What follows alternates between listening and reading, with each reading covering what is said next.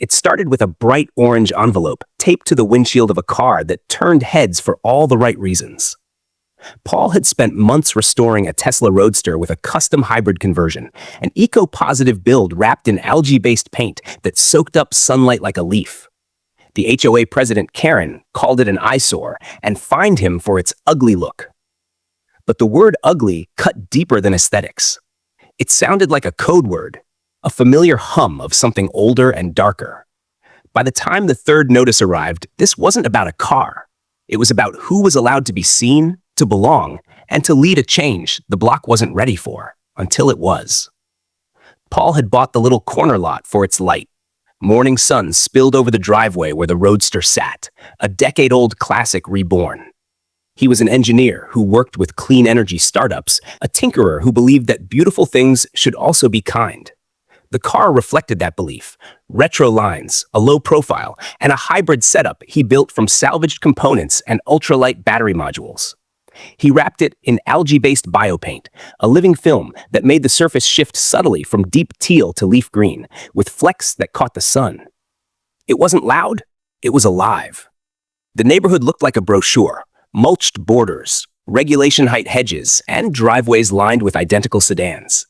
The HOA prided itself on uniformity, and Karen, the president, took pride in making sure everything and everyone fit a vision. Her emails had a tone that many residents had learned to read like weather alerts. When the first violation appeared, Paul read it twice. The phrase unsightly and unconventional jumped out. He rechecked the rules, saw the vague language, and sent a polite appeal. Days later, a second notice arrived, stacked with fines and the suggestion that non-approved modifications could lead to sanctions. The Roadster sat silent, gleaming in the sun, while neighbors slowed their morning walks to take a second look. Paul felt the sting of it. He had moved here for his daughter's school and the trees. He had stayed because he loved the feeling of being a quiet part of a changing future. But the notices felt like a message. The more he learned, the more he noticed who got told they didn't fit. The fines kept coming. The pattern was impossible to ignore. At first, Paul tried to handle it quietly. He cataloged policy lines, checked variance forms, and submitted documentation proving the car was street legal, safe, and parked within HOA parameters. He took photos of his driveway from every angle. He recorded the times he saw lifted trucks with custom grills, mat wraps, and wide tires parked overnight. He started making a list of what the board ignored. There was the neighbor whose oversized boat sat uncovered for days and drew no warnings. Another who installed LED uplights that cast a club-like glow across the cul-de-sac and received a friendly suggestion rather than a citation. When Paul noted these cases and mentioned the Roadster's compliance, the responses he received felt like rehearsed evasions. They praised his enthusiasm and urged him to maintain the community's standards. Ugly came up again, paired with words like disruptive, flashy, and unharmonious. He remembered the first open meeting he attended, where he'd been thanked for his passion and told the neighborhood valued traditional character. He remembered being the only black homeowner in the room that night. He remembered how often he was asked who he was visiting before he moved in. He remembered the extra patrol cars during a summer block party he co-organized. The pattern sharpened like a lens snapping into focus. This wasn't just about a car. It was about a quiet sorting process that had gone on long before his Roadster arrived. The fines doubled, then tripled. Karen sent a notice stating that the car constituted a visual nuisance and that a tow could be ordered if it remained non-conforming. An emergency bylaw was floated to restrict visible electric charging equipment. Even though dozens of homes had gas cans and tool racks in plain view, the language was sanitized, but the target felt unmistakable. Paul reached out to neighbors he knew from school drop-offs and weekend cleanups. He connected with a retired science teacher, a nurse who ran a composting co-op, a college student who organized climate strikes, and a young couple who'd been cited for a culturally significant mural on their fence. Stories poured in: selective enforcement, fines for colors that looked too loud, plants labeled messy, music described as not suitable, and vehicles that were not in keeping with the neighborhood. A plan formed. They started with data. Paul and a small team scraped public HOA records, meeting minutes, and archived emails. They mapped violations by type, date, and homeowner. The pattern leaped off the spreadsheet. Households of color received a disproportionate share of citations, particularly for aesthetics and community harmony. Eco-related features, solar shingles with visible edges, drought-tolerant gardens before a scheduled approval, electric charging cords, were cited at much higher rates. They launched what they called the Eco-Warrior Uprising, a neighbor-led coalition focused on climate-friendly living, fair treatment, and transparency. Workshops appeared on driveways. Kids learned to solder little solar lights. Native plants replaced thirsty turf. A petition circulated calling for HOA reform, clearer standards, a variance process that didn't hinge on taste, and oversight to prevent discriminatory enforcement. Then came the press. A local reporter reached out after seeing the petition numbers. The story ran online with a photo of Paul beside the Roadster, sunlight dancing across the algae-based finish. The article didn't accuse, it contrasted. It laid his finds next to the silence around other, permitted excess. It quoted residents who wanted a neighborhood that looked like the future, not a catalog. Within days, the county's Fair Housing Office contacted the HOA.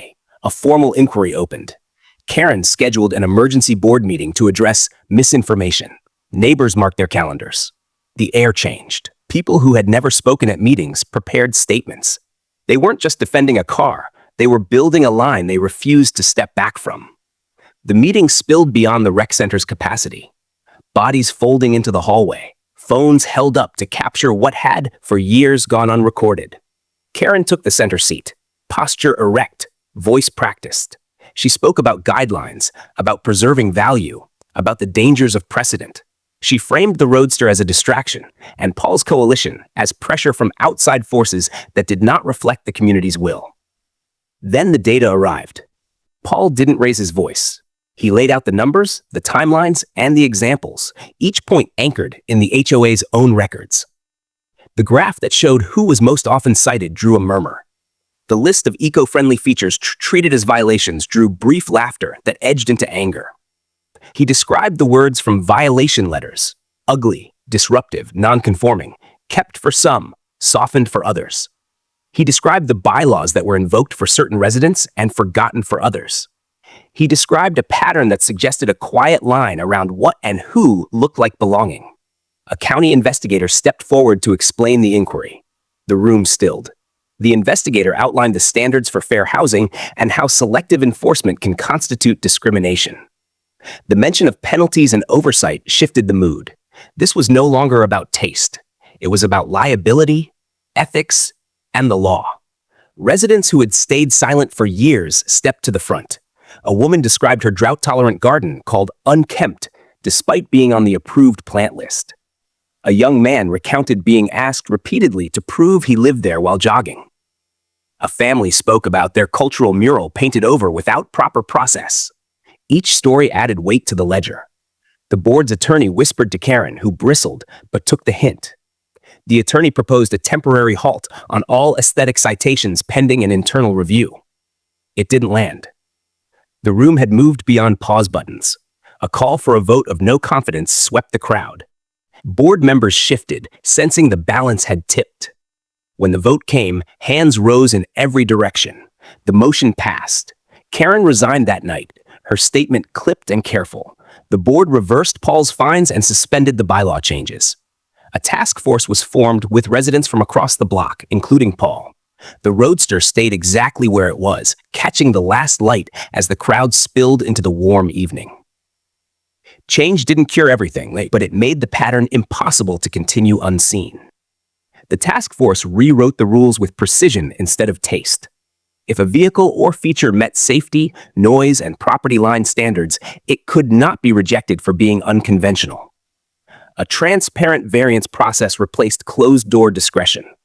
Training on bias and fair housing became mandatory for board service. Enforcement statistics would be published quarterly. The neighborhood's look began to shift, just a little, just enough to breathe. Solar arrays angled like wings above roofs. Native grasses swayed where water-hungry lawns had gasped.